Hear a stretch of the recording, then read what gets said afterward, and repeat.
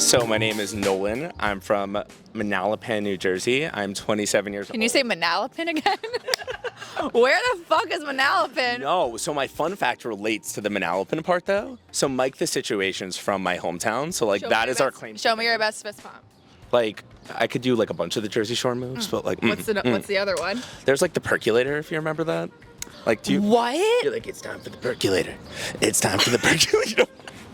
No, there's like a whole, I swear, like I wasn't like a religious Jersey Shore girly. as most people aren't, and you probably shouldn't be, but like that was who I idolized growing up, which is really sad. Yeah, you can cut that from the tape. Definitely not cutting that. How old are you? 27. Are you single, Pringle, or relationship? Where are you at? Single as of very recently. Okay, we're gonna talk about that. How do you define love, and has that definition evolved over time? I think as you grow up, you start to learn like what you want out of love.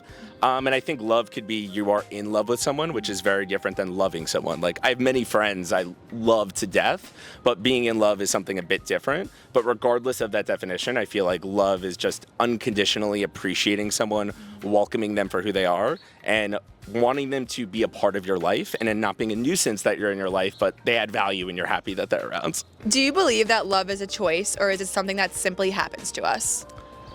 I'm a firm believer that you need to love yourself before you can love anyone. That's interesting, because someone else just said that's not the case. Oh, was I not listening? I don't think you were here yet. Depends. I think that you could have insecurities about yourself. I think that's different than like showing your self-love, because I think in order for you to experience love, like it's important for you to feel good about yourself. And so I think that it's not a choice, but I think self-love is an important first step. Have you ever had to make sacrifices for love? If so, what were they? And do you believe they were worth it in the end?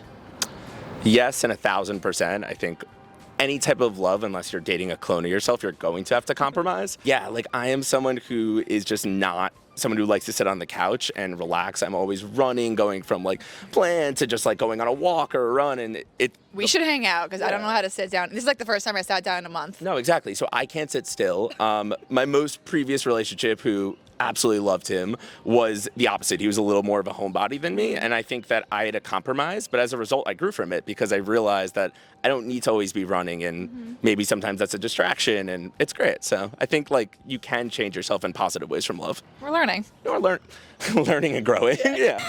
Have you ever experienced love that was not reciprocated, and how did you cope with it?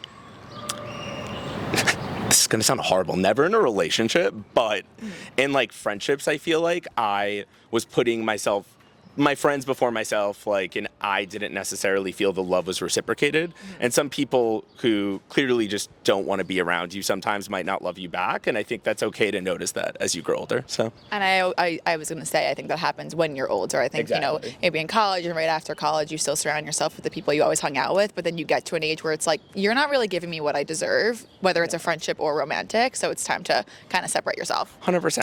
Can love exist without trust? Why or why not? An unhealthy love, I think, and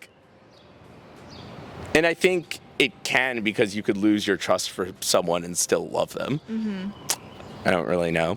Yeah, that is definitely a hard one. Yeah. Right, I think you could very much still love someone even though you don't trust them. It's just the type of love changes. I think trust is foundational to love, but I think that you could lose trust in someone and the love still remains because you have trusted that person in the past. I think you nailed it. Yeah, sure. There we go.